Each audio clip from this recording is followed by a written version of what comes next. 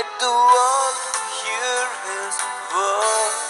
தன் வேலையில் ஜாக்கிரதையாய் இருக்கிறவனை நீ கண்டால் அவன் நீசருக்கு முன்பாக நில்லாமல் ராஜாக்களுக்கு முன்பாக நிற்பான். நீதிமொழிகள் 22வது அதிகாரம் 29வது வசனம். டெனர் சிங்கர் லூசியானா பவரோட்டி என்பவர் சிறுவனாக இருந்தபோது அவருடைய தகப்பன் தான் அவரை பாடல் உலகிற்கு அறிமுகப்படுத்தியவர். லூசியானாவுடைய குரல் வளத்தை மேம்படுத்த கடினமான பயிற்சி எடுக்க உற்சாகப்படுத்தியவர் அவருடைய தகப்பன் தான்.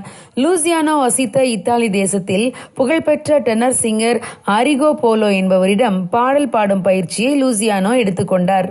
அந்த நேரம் அவர் ஆசிரியர் பயிற்சி கல்லூரியிலும் படித்து கொண்டிருந்தார். கல்லூரியில் படித்து முடித்த பின்பு லூசியானோ தன் தகப்பனிடம், நான் என்ன செய்யட்டும், ஆசிரியராக மாறட்டுமா அல்லது பாடகராக வேண்டுமா என்று கேட்டார். அதற்கு அவருடைய தகப்பன், லூசியானோ, நீ ஒரே நேரத்தில் 2 நாற்காலிகளில் உட்கார நினைத்தால் நீ நாற்காலிகளுக்கு இடையே விழுந்து விடுவாய். ஏதாவது ஒரு நாற்காலியை தெரிந்து கொள் என்றார். அதை போலவே லூசியானோ ஒன்றை மட்டும் தெரிந்து கொண்டார். பின்பு 7 வருட கடின உழைப்பிற்கு பிறகுதான் அவரால் தொழில் முறையாக முதல் பாடலை பாட முடிந்தது. மீண்டும் 7 ஆண்டுகள் தீவிர பயிற்சிக்கு பின்பு அவர் ஓபரா சிங்கராக மாறினார். செங்கல் வைத்து கட்டிடம் கட்டும் தொழிலோ அல்லது புத்தகம் எழுதுவதோ எதை நீங்கள் தெரிந்து கொண்டாலும் அதை அர்ப்பணத்துடனும் முழு ஈடுபாட்டுடனும் செய்யுங்கள். இதுதான் உங்கள் வெற்றியின் திறவுகோல்.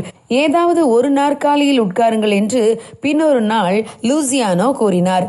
ஆம் பிரியமானவர்களே, நாம் 2 காரியங்களை தெரிந்து கொண்டால் எதையும் நன்றாக செய்ய முடியாது.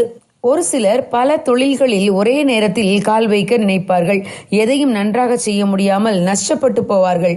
ஏதாவது ஒரு துறையில் மிகச்சிறந்து விளங்க தீவிர பயிற்சி அவசியம். கவன் வீரனாகிய தாவீது எடுத்த தீவிர பயிற்சி கோலியாத்தை வீழ்த்த பயன்பட்டது. தனக்கு பழக்கமில்லாத இராணுவ உடைகளையும் ஆயுதங்களையும் தாவீது களைந்து போட்டுவிட்டு தனக்கு மிகவும் பரிச்சயமான கவனியும் கல்லையும் எடுத்துக்கொண்டு போனதால் தாவீதுக்கு கோலியாத்தை வீழ்த்த முடிந்தது. ஆகவே ஆடு மேய்த்த தாவீது அரசன் முன்பாக போய் நிற்க முடிந்தது. பின்பு அரசனாகவே மாற முடிந்தது.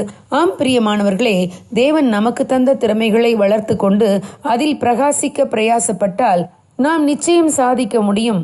தேவ ஒத்தாசையோடு பிரயாசப்படுவோம். தேவ நாமம் மகிமைப்படட்டும். God bless you. Have a good day.